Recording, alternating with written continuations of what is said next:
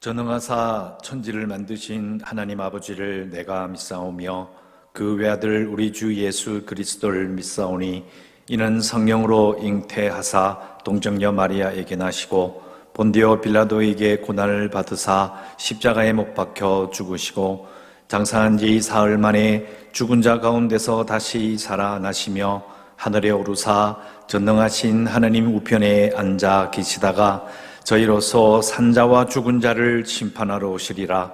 성령을 믿사오며 거룩한 공예와 성도가 서로 교통하는 것과 죄를 사하여 주시는 것과 몸이 다시 사는 것과 영원히 사는 것을 믿사옵나이다. 아멘.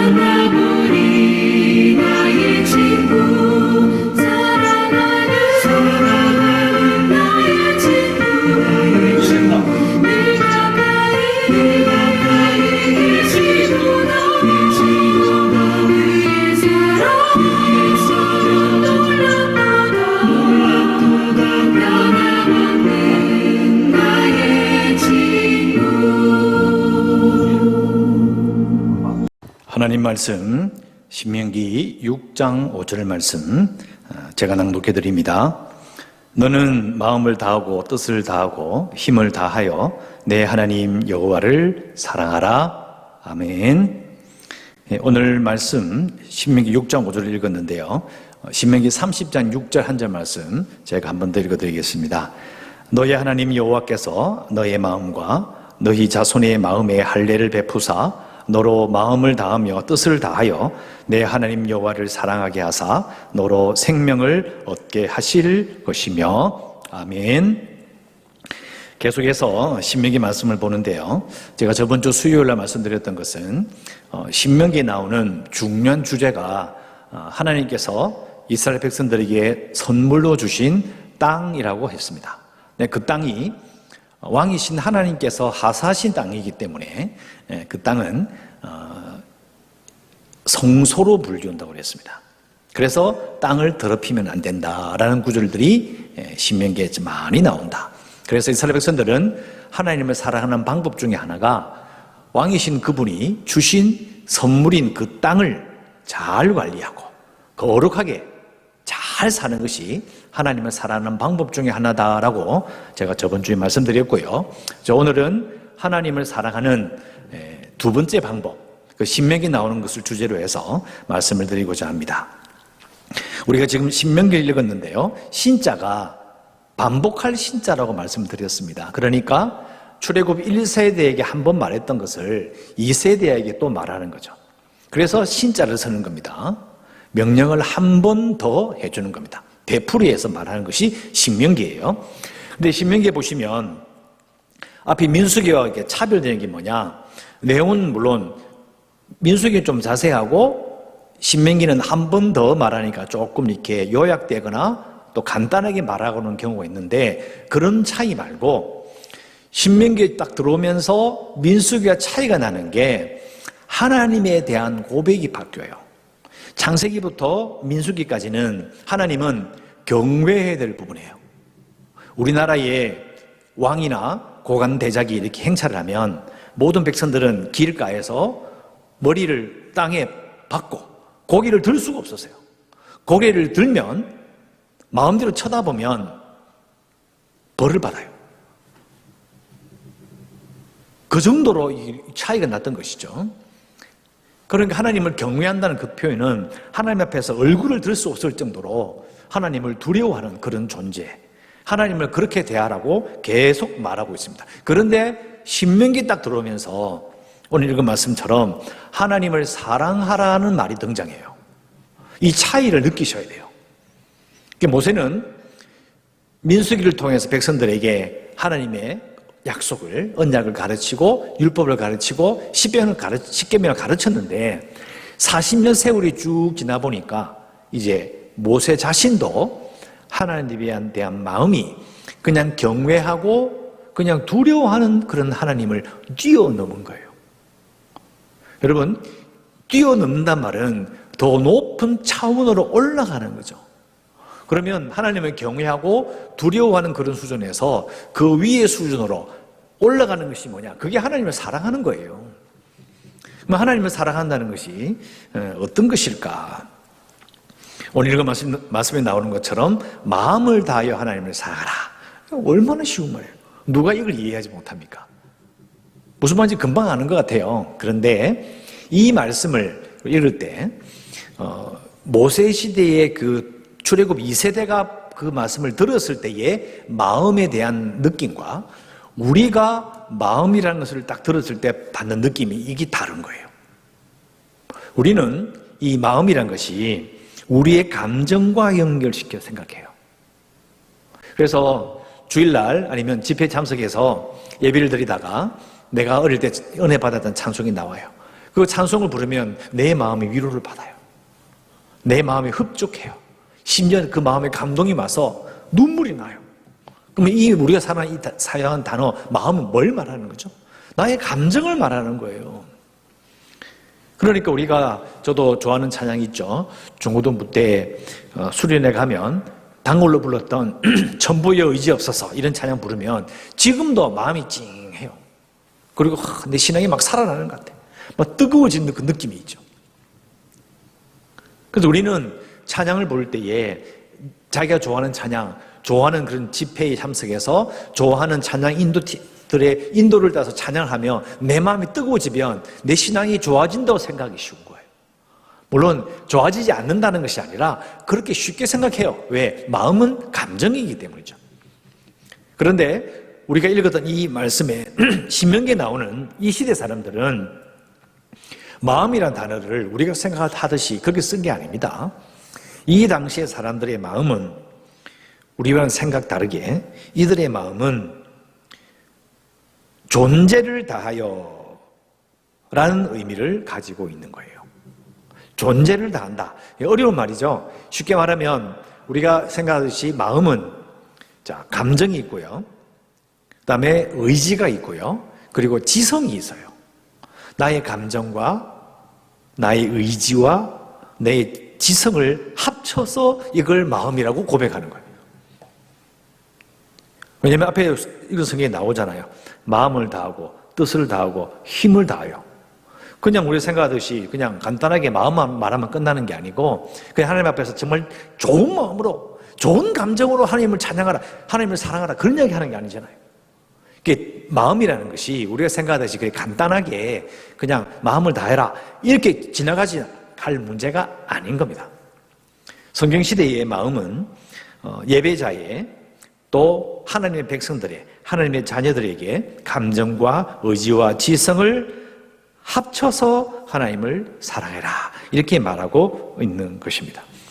그래서 사람은 자 생각해 봅시다. 마음과 의지와 지성이 이 세 가지가 다 분리돼서 살아갑니까? 밥 먹을 때는 내 의지로 먹고 일할 때는 내 지성으로 일하고 놀 때는 내 감정으로 놉니까? 분리되지 않습니다. 그래서 사실은 우리가 살고 있는 문화는 이 서구적인 그런 가치관을 이렇게 분리해내는 데 익숙해요. 그런데 성경 시대의 그 인간에 대한 이해는요, 이걸 합쳐요. 분리하지 않고 통합하는 히브리적 사고라는 어려운 말을 씁니다. 하나로 합쳐져 있는 거예요. 그러니까 마음이라는 것은 그 마음을 가진 인간 존재 자체를 말하는 거예요. 인간은 그에게 감정도 있고 의지도 있고 그에게 지성도 있는 것입니다. 이 세 가지를 합쳐서 마음이라고 하는 것이죠. 그러니까 너희가 우리 모두가 마음을 다하여 하나님을 사랑해라 이 말은 네 존재 전부를 다 바쳐서 너 몸 자체를 아니면 네 존재 자체를 하나님께 드려서 하나님을 사랑해라 이런 말이 된다는 거죠.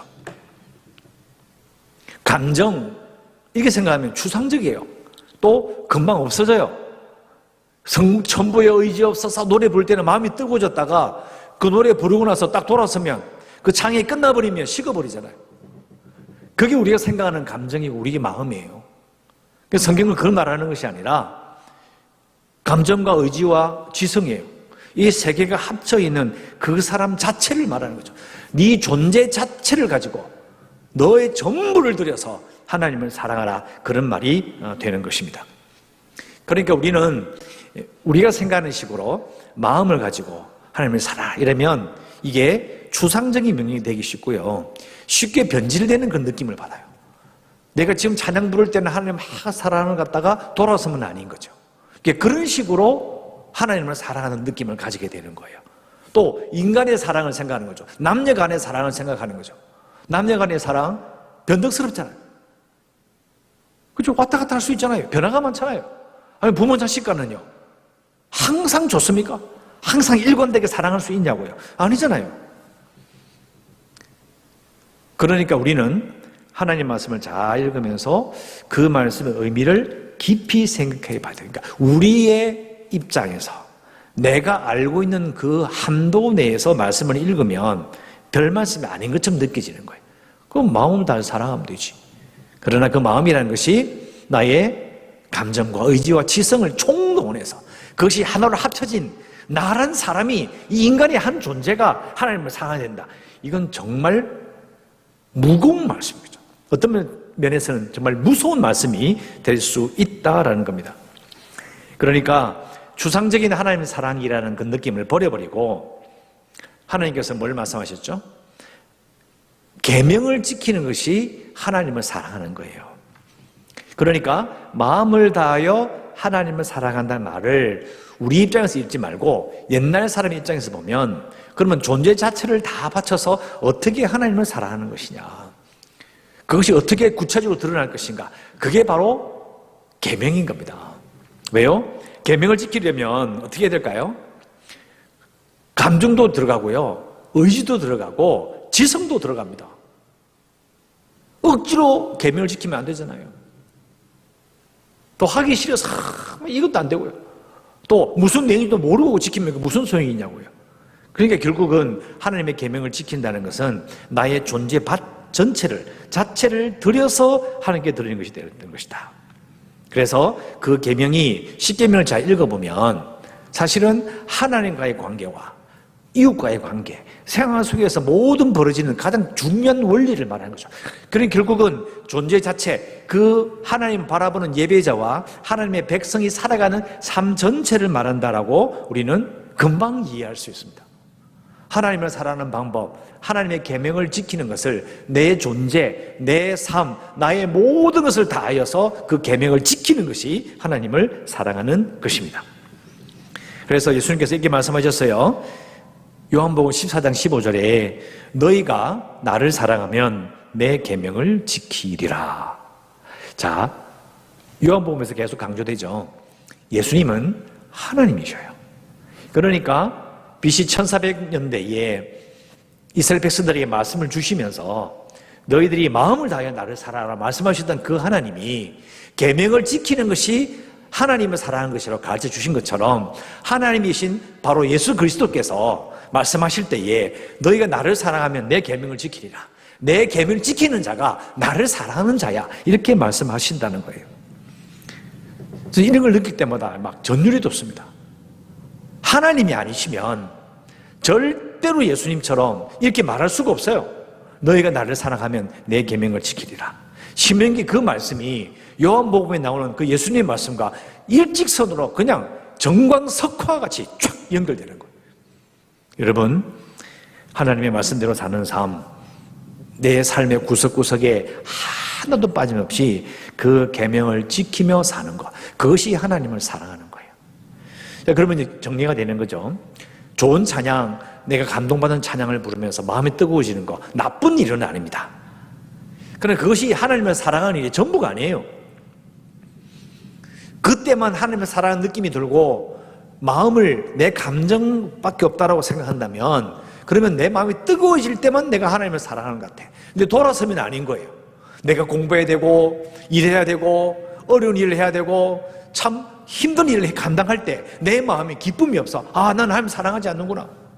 난 지금 하나님을 사랑하고 있지 않아. 이렇게 생각하게 된다는 거예요. 하지만 내 존재를 들여서 나의 감정과 의지와 지성을 가지고 하나님의 계명을 지키는 그 행동을 통해서 이게 바로 하나님을 사랑하는 거구나 라고 아는 것 정말 중요한 것이죠. 신명기를 관통하는 주제 중에 하나, 마음을 다하여 너의 존재 전체를 바쳐서 하나님을 사랑하라. 그것이 신명기를 이해하는 정말 중요한 틀이 될 수 있습니다. 자, 마지막으로 하나만 더 말씀드리겠습니다. 아까 이렇게 말씀드렸죠.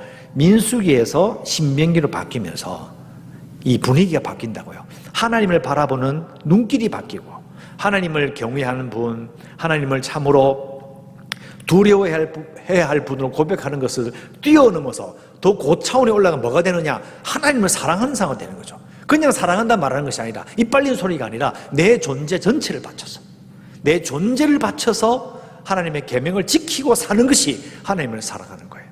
내 감정과 나의 의지와 나의 지성이 다 들어가 있는 거죠. 이런 사랑을 우리가 해야 합니다. 신명기 백성들에게 출애굽 2세대에게 말씀하셨던 하나님의 뜻이 우리에게도 동일하게 적용이 됩니다. 여러분의 감정과 의지와 지성을 다 사용하여서 하나로 하나님의 계명을, 특히 하나님이신 예수 그리스도의 너희는 서로 사랑하라고 말씀하신 새 계명에 충성함으로 예수 그리스도를 사랑한다는 것을 보여주시고 영광 돌리는 모든 성도 되시기를 주의 이름으로 축원합니다. 기도하겠습니다. 하나님 감사합니다. 오늘도 수요 예배로 영상 예배로 드립니다. 신명기 말씀을 새벽마다 계속해서 보고 있습니다. 오늘 읽은 말씀 6장 5절에 마음을 다하고 뜻을 다하고 힘을 다하여 내 하나님 여호와를 사랑하라고 하셨습니다. 또 신명기 40장 6절에 마음의 할례를 바라라고 하셨습니다. 우리의 마음이 그냥 내 감정을 끝나는 것이 아니라 나의 존재 전체가 내가 가지고 있는 감정과 나의 의지와 나의 지성이 하나가 되어 나 자신을 온전히 하나님께 드려 하나님의 그 계명을 잘 지킴으로 말미암아 하나님을 사랑하는 자로 살아갈 수 있도록 성령께서 우리를 이끄시고 우리 모든 성도들 한 사람 한 사람 모두 다 하나님을 사랑하는 자들 되게 하여 주시옵소서. 예수님 이름으로 기도드리옵나이다. 아멘.